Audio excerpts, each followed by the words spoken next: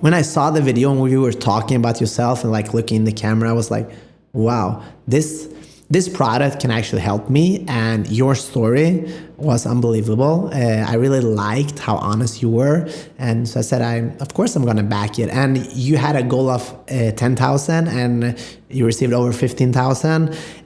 Just walk us through that. When did you decide to do a Kickstarter? How did you plan it out? How did you get media and so on? So we can get some tips for other people that want to do the similar. Yeah, certainly.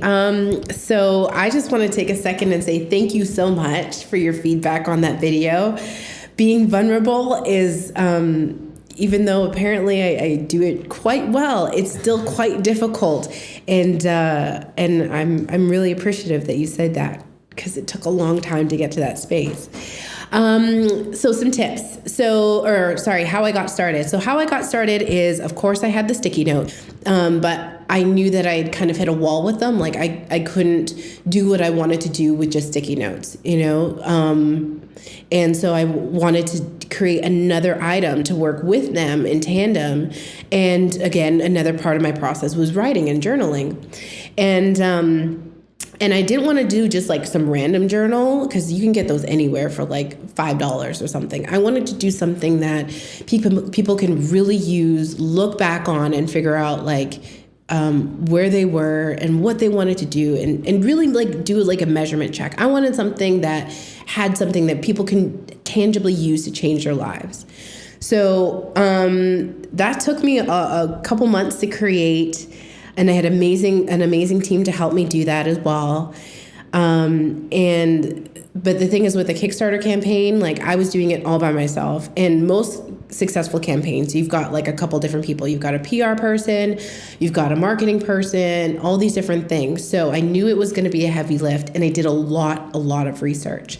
So a couple different places that you would want to look. Well, first of all, you want to make sure that you've got 3 to 6 months at least before you have the anticipated start of your campaign ready to do any and all of this pre-work.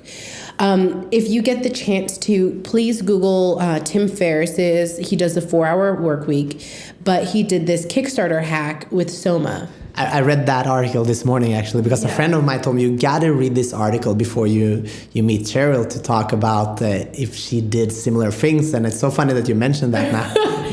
So useful, because you were able to pretty much copy and paste and do a lot of different things that will set you up for success. Now, some of them didn't work. Like I did reach out to people for PR and advertising and XYZ and see if they wanted to write stuff about me. However, because of the quantity of Kickstarter campaigns, Indiegogos, all those sort of things, they usually don't want to do anything with you until after you're done and after successful. So everything else worked, from the timing and the templates and the emails and all this sort of stuff. And make sure that you do it as a journey. Like you're not doing it by yourself, and you have this lovely community of people that you want to reach out and support you. So make sure that they're a part of it.